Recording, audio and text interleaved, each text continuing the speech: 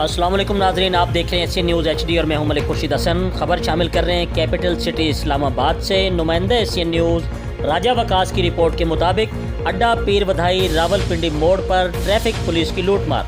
500 रुपये फ़ी गाड़ी रेट मुकर्रर, कोई पूछने वाला नहीं।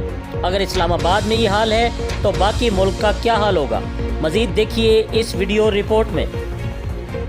मेहरबानी करा करो उस साइड भी अच्छे हैं 500 दे के किया पावल ऐसी जो है ना परसों तरसों खाते दिए खाने देंगे जहाँ पर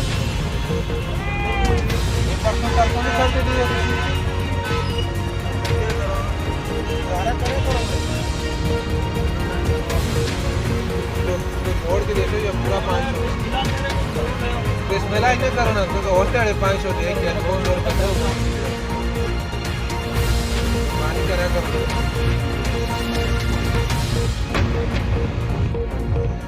रावलपिंडी इस्लामाबाद की आवाम ने IG इस्लामाबाद SP ट्रैफिक से फौरी नोटिस लेकर कार्रवाई का मुतालबा किया है। जी, मज़ीद खबरों से बाखबर रहने के लिए देखते रहिए एशियन न्यूज़ HD।